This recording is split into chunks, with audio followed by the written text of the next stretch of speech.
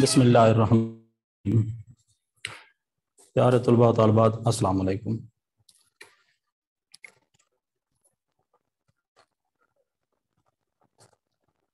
اردو کا ہم لوگ دوسرا سبق سٹارٹ کرنے والے تھے۔ غالباً ہم نے لاسٹ لیکچر میں جو ہے کسی ایک سیکشن میں پہلا لیکچر پڑھا دیا تھا، تو باقی کلاس میں نہیں ہوا تھا، تو لہٰذا سب کو ساتھ لے کے چلنا ہے۔ اس لیے آپ کی درسی کتاب جو 12ویں کی کتاب ہے، اس میں جو سبق نمبر 2 ہے جس کا عنوان ہے تشکیل پاکستان، اس کو جو ہے ہم لوگ پڑھیں گے۔ تو شروع سے ہی میں یہ سبق دوبارہ پڑھانے والا ہوں آپ لوگوں کو، تو ذرا توجہ کیجیے گا۔ سبق کا عنوان ہے جی تشکیل پاکستان۔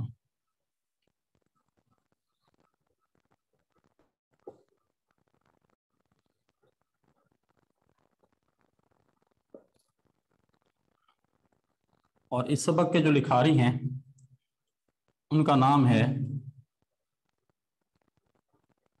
میاں بشیر احمد،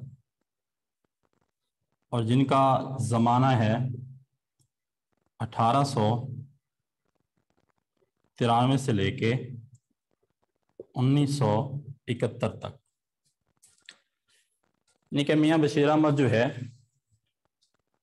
وہ 1893 میں پیدا ہوئے اور آپ کا انتقال جو ہے وہ 1971 میں ہوا۔ سب سے پہلے روایت کے مطابق ہم سبق شروع کرنے سے پہلے جو ہے مصنف کے بارے میں پڑھیں گے، ان کے بارے میں مختصر تعارف اور ان کی شخصیت کے بارے میں جو علم ہے وہ جاننا ضروری ہے کہ مصنف کون تھے اور کیا کچھ خدمات ہیں ان کی پاکستان کے حوالے سے، اور انہوں نے جو نام کمایا ہے وہ کس وجہ سے کمایا ہے۔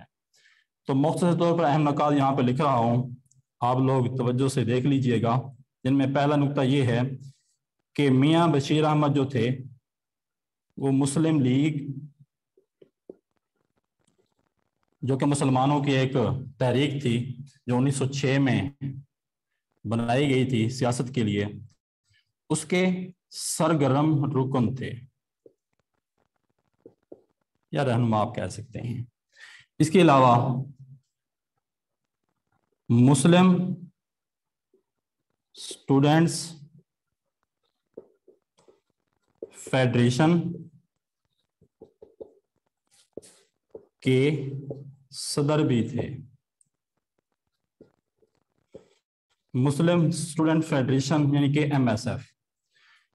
اور اس کے علاوہ میاں بشیر احمد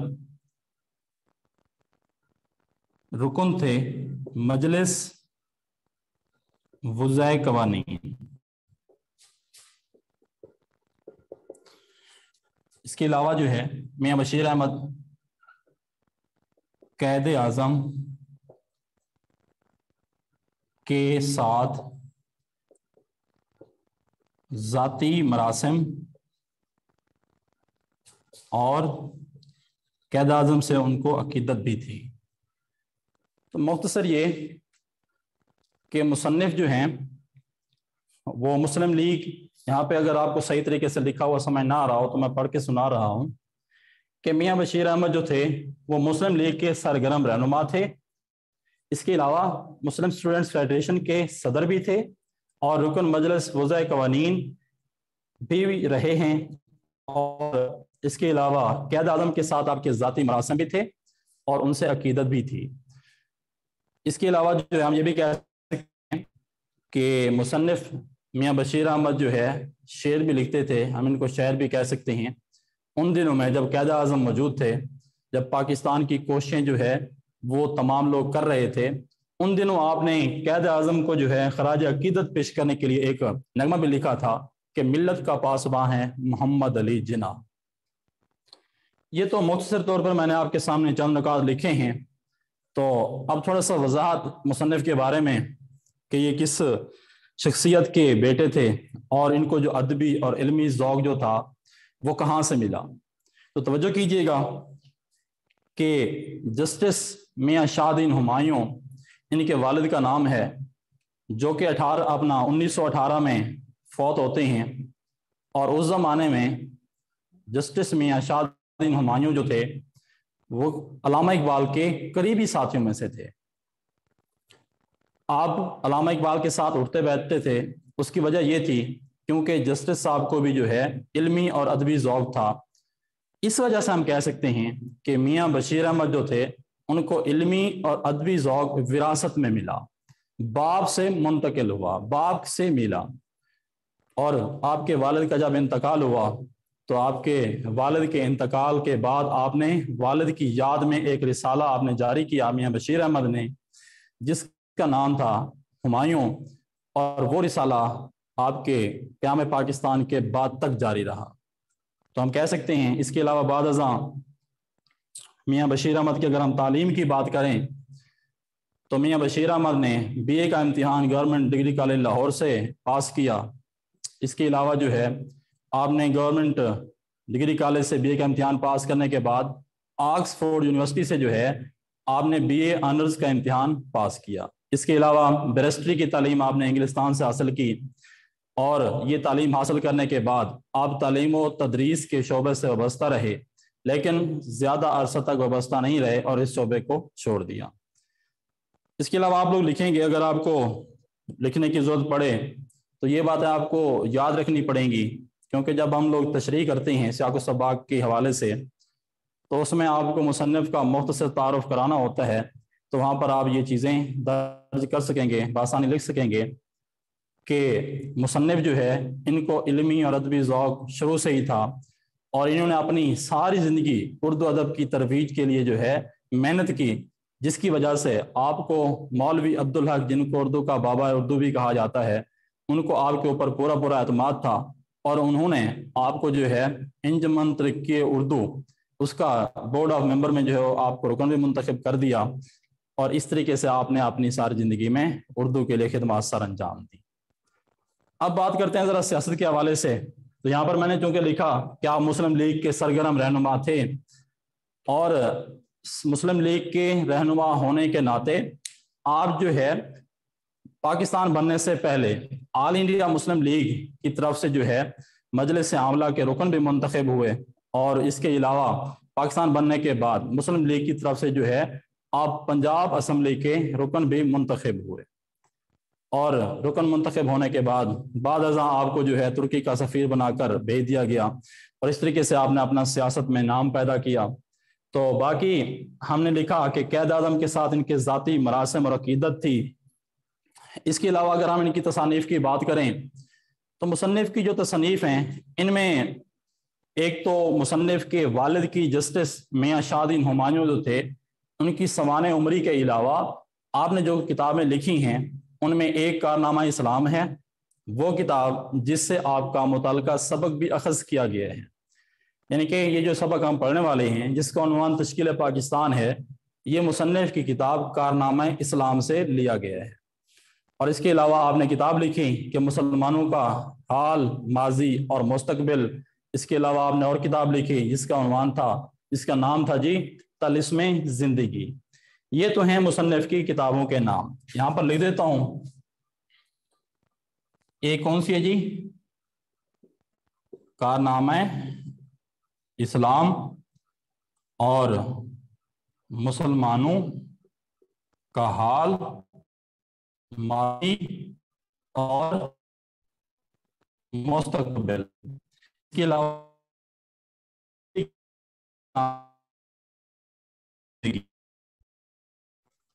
کتاب نے لکھی، تو یہاں تک جو ہے میرے خیال میں مصنف کا تعارف آپ کے لیے کافی ہے۔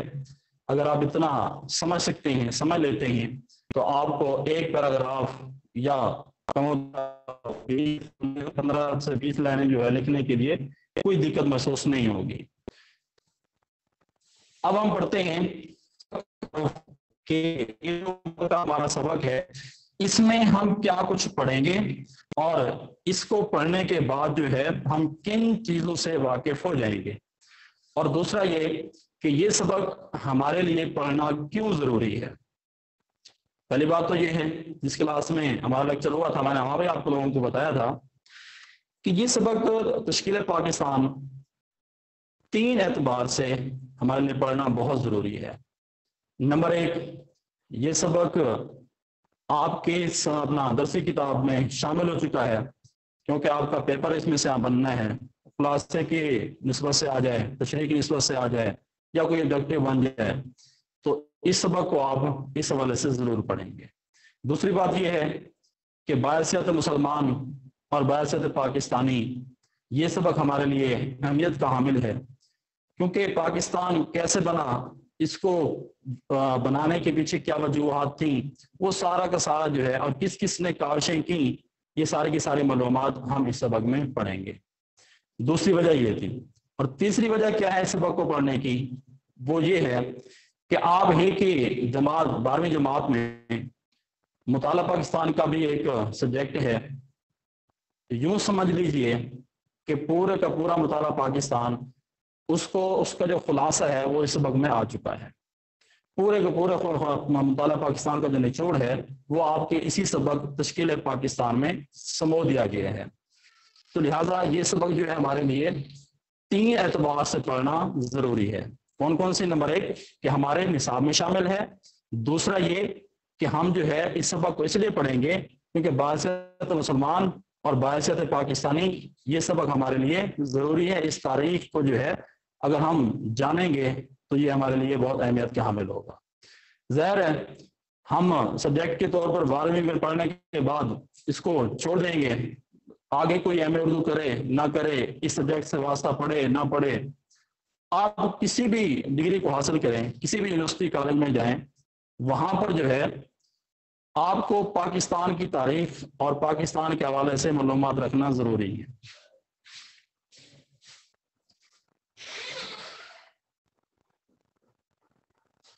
پاکستان کے حوالے سے تاریخ کو یاد رکھنے کے لیے آپ کو یہ سبق پڑھنا ضروری ہے۔ تیسری وجہ وہی کہ کیونکہ مطالعہ پاکستان پورا کا پورا اس کو اگر ہم پڑھیں تو اس کی جتنی تاریخ تو کبھی چینج نہیں ہوتی، تو پوری کی پوری تاریخ جو ہے اس سبق میں سموئی ہوئی ہے۔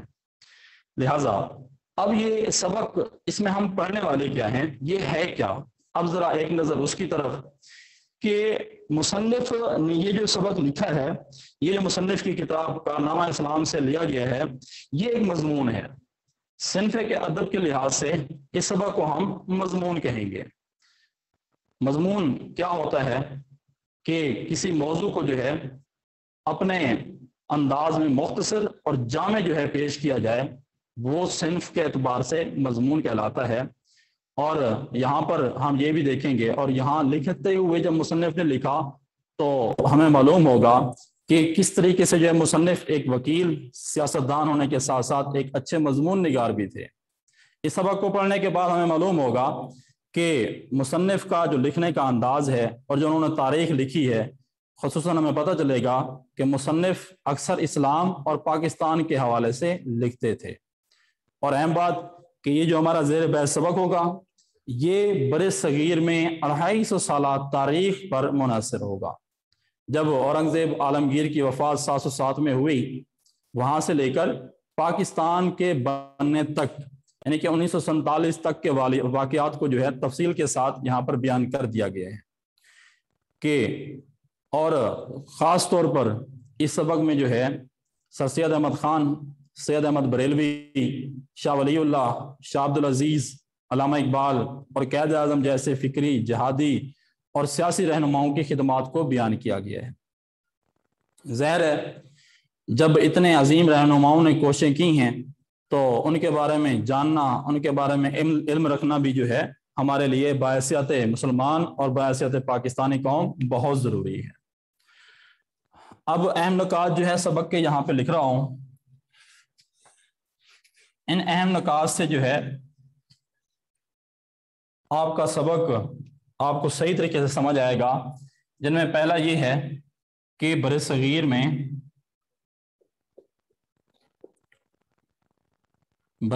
میں مسلمانوں کی 250 سالہ تاریخ۔ دوسرا یہ کہ ہندوستان کا خوشحال مغلیہ دور۔ تیسرا انگریزوں کی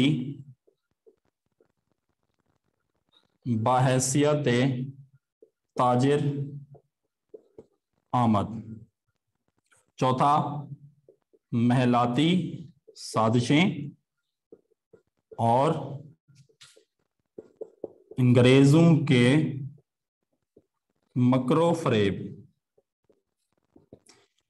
चौथा ये कि मुगलों का ज़वाल और अंग्रेजी राज की आमद। पांचवा, मुसलमानों के लिए ज़िल्लत और रुसवाई का दौर। ज़ाहिर है जब मुसलमानों से हुकूमत जो है वो चली गई, मुसलमान जो है अपनी हुकूमत जो है अंग्रेज़ों को दे बैठे, तो उसके बाद मुसलमान जो है वो ज़िल्लत और रुसवाई का सबब बने, और वो ज़माना जो है मुसलमानों के लिए ज़िल्लत और रुसवाई का दौर कहलाता है। क्योंकि जब अंग्रेज़ काबिज़ हुए थे 1857 में, उस वक्त अंग्रेज़ों ने तो मुसलमानों के ऊपर जुल्म ढाए ही ढाए थे, साथ में जो हिंदू थे इस बरसगीर में रहने वाले, उन्होंने भी कोई कसर नहीं छोड़ी थी। जो रही कसर थी वो हिंदुओं ने पूरी कर दी, क्योंकि काफ़ी अरसे से मुसलमान बरसगीर के ऊपर हुकूमत कर रहे थे, जो कि हिंदू नहीं चाहते थे। इसलिए हिंदुओं ने भी जो है वो अंग्रेज़ों के साथ साथ मुसलमानों से खूब बदला लिया। तो इसके बाद जो है हम ये पढ़ेंगे कि किस तरीके से मुसलमान रहनुमाओं की तरफ से निशाते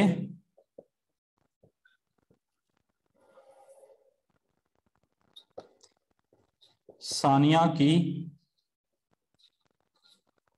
कोशिश की गई। और इससे अगला जो पॉइंट होगा वो ये होगा कि मुस्लिम लीग की शक्ल में मुसलमानों का इत्तेहाद। ये भी सबक में हम लोग पढ़ेंगे कि किस तरीके से जब मुस्लिम लीग की तश्कील हुई तो मुसलमानों का जो है इत्तेहाद बन गया।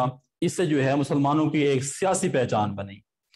इसके अलावा अंग्रेज हुक्मरानों और हिंदू अक्सरियत की साजिशें, इसके अलावा मुसलमानों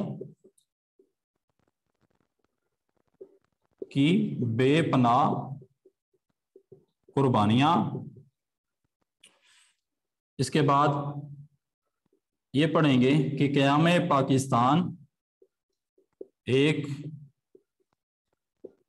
इनकलाब अजीम था। और आखिर में क्या चीज़ होगी, ये लुब लुबाब यानी कि निचोड़ जो होगा सबक का वो ये होगा कि इस्तेहकाम पाकिस्तान के तकाजे। ये सबक के जो अहम नकात थे वो मैंने आपके सामने यहाँ पे व्हाइट बोर्ड के ऊपर लिख दिए हैं। उम्मीद है कि ये सब आप लोगों को नज़र आ रहे होंगे, और अगर आपको वीडियो में सही तरीके से नज़र नहीं आ रहे तो ज़रा तफसील के साथ सुन लीजिए। ये वो नकात हैं, ऐसे समझिए कि मैंने आपके सामने पूरे सबक का तारुफ रख दिया है, पूरा सबक आप लोगों के सामने नकात की सूरत में बयान कर दिया है। समझने की कोशिश कीजिएगा। सबसे पहले उन्वान की तरफ आते हैं। उन्वान है जी तश्कील पाकिस्तान, और तश्कील के मायने जो हैं वो हैं साख्त के, शक्ल बनाना या खाका बनाना। तो मतलब ये एक तरकीब है, और तश्कील पाकिस्तान इसके मायने क्या बनेंगे कि पाकिस्तान का क़याम या पाकिस्तान का बनना या पाकिस्तान का वजूद में आना, कि पाकिस्तान कैसे वजूद में आया, इसके लिए क्या क्या कोशिशें की गई, किस किस ने कोशिशें की। तो मुख्तसर सुनिए ज़रा। पहला नुक्ता मैंने लिखा है कि जी बरसगीर में मुसलमानों की 250 साल तारीख। ये क्यों बयान की गई? क्योंकि जो आखिरी अपना छठे फरमारवा थे मुगलिया दौर के, जिनका नाम था औरंगजेब आलमगीर, उनके ज़माने तक तो मुगलिया दौर जो है वो बेहतरीन दौर था। उससे पहले भी यानी कि ये जो पहले 6 फरमारवा हैं मुगलिया दौर के दूसरे नुक्ते में लिखा है कि हिंदुस्तान का खुशहाल मुगलिया दौर वो उन्हीं के ज़माने में था, उन्हीं के दौर में था। कौन कौन से उसमें फरमारवा थे? पहले 6, जिनमें ज़हीरुद्दीन मोहम्मद बाबर, जो कि मुगलिया सल्तनत के जो है वो बानी भी थे, एक उनका नाम है। दूसरा नाम है नसीरुद्दीन मोहम्मद हुमायूं का, जो कि ज़हीरुद्दीन मोहम्मद बाबर के बेटे थे। तो तीसरा नाम जलालुद्दीन अकबर का आपने सुना होगा, जो कि बर-ए-सग़ीर में मुगलिया दौर के बेहतरीन बादशाह गुजरे हैं।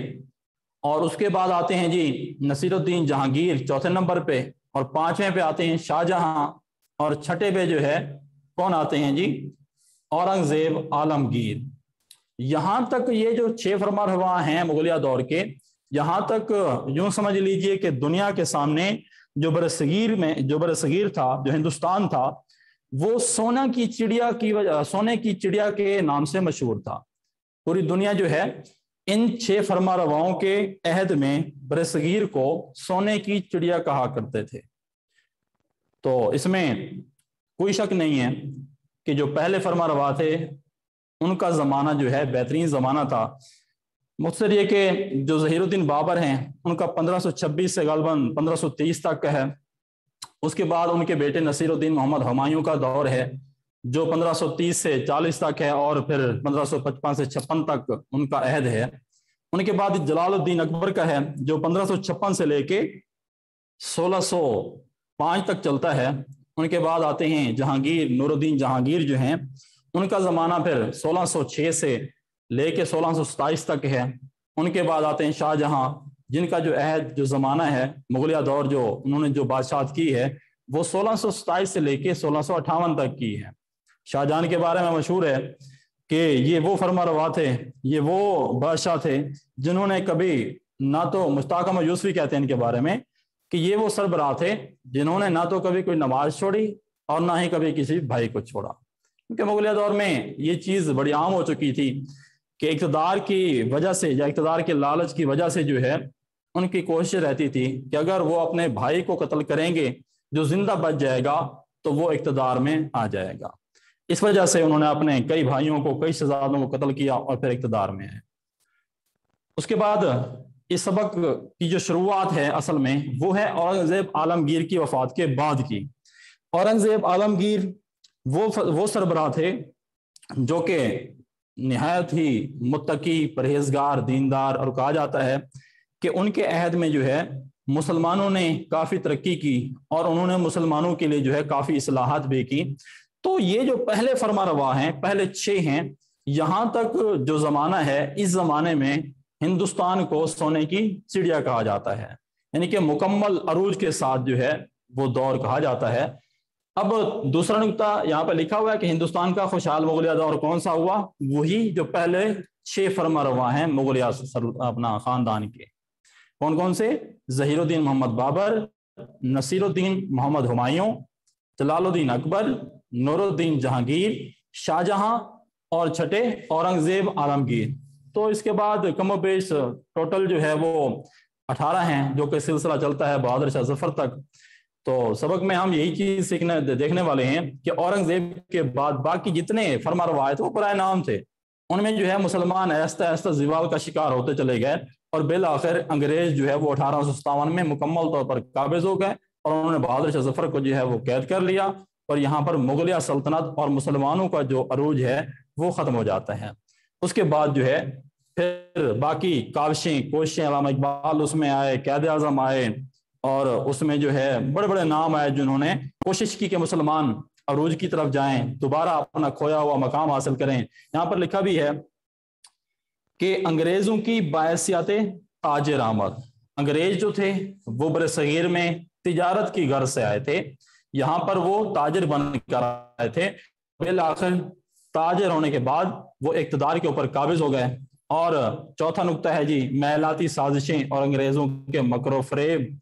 महल के अंदर जो दूसरे शहजादे हुआ करते थे जो इक़्तिदार में नहीं थे, उनके कान भरते, उनको वर्गलाते और उनके खिलाफ साजिशें कर करके जो है उनमें लड़ाइयाँ और झगड़े पैदा करके ये मकरो फरेब अंग्रेज किया करते थे। इसके बाद है कि मुगलों का ज़वाल और अंग्रेजी राज की आमद। तो ये तकरीब कारियाँ, ये मकरो फरेब जब ये जारी हुए تو اس کے بعد آہستہ آہستہ جو مغلوں کا ہے وہ زوال آتا گیا اور انگریزی راج قائم ہوتا گیا۔ وہ زمانہ مسلمانوں کے لیے ذلت اور رسوائی کا زمانہ تھا، یعنی کہ جب مسلمانوں کا اقتدار ان سے چھن گیا، مسلمانوں کی حکومت چلی گئی، بہادر شاہ ظفر کو قید کر دیا گیا، تو اس زمانے میں جو ہے مسلمان جو تھے وہ ذلت اور رسوائی کا شکار ہو چکے تھے۔ اس کے بعد جو چھٹا پوائنٹ ہے، غالباً 7واں ہے، کہ مسلمان رہنماؤں کی طرف سے نشاط ثانیہ کی کوشش، یہ بڑا اہم ہے، جس کی وجہ سے جو ہے مسلمان دوبارہ اپنے پیروں کے اوپر کھڑے ہوئے ہیں۔ جب بہادر شاہ ظفر اور مسلمانوں کی حکومت کو ختم کر دیا گیا، اپنا اقتدار سے ہٹا دیا گیا، تو وہاں پر جو ہے ضرورت پیش آئی کہ مسلمان اب تو زوال کا شکار رہیں گے، لہٰذا جو مسلمانوں کے رہنما تھے انہوں نے کیا کوشش کی؟ نشاط ثانیہ کی۔ نشاط ثانیہ آپ ریوائول یعنی کہ گرنا اور گر کر سنبھلنا مراد لے سکتے ہیں، یعنی کہ مسلمان جو زوال کا شکار ہو چکے تھے وہ دوبارہ ان کو اپنے پیروں کے اوپر کھڑا کرنے کی کوشش کی گئی مسلمان رہنماؤں کی طرف سے۔ یہ بھی اس سبق کا حصہ ہے، تو ہم تفصیل کے ساتھ کتاب سے پڑھیں گے۔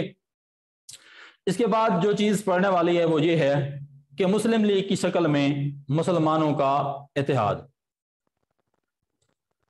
جب سر سید احمد خان نے جو ہے ادارہ قائم کیا تھا اپنا علی گڑھ، تو وہاں پر مسلمانوں کو جو ہے وہ رہنمائی کی جاتی تھی، مسلمانوں کو جو ہے اپنا عروج حاصل کرنے کے لیے وہاں پر تعلیمات سے روشناس کرایا گیا، ان کو اپنا حق لینے کے لیے جو ہے آگے جانے کا کہا گیا۔ تو بالآخر ایک وقت ایسا آیا جب انگریزوں نے جو ہے علی گڑھ کو مسلمانوں کی رہنمائی کرنے سے روک دیا اور صرف تعلیمات تک جو ہے وہ پابند کر دیا۔ وہاں پر ضرورت پیش آئی کہ اگر ایسا ہوتا ہے تو مسلمان تو اپنا مقام مکمل طور پر کھو دیں گے، لہٰذا پھر سیاسی طور پر انہیں اوپر آنا تھا۔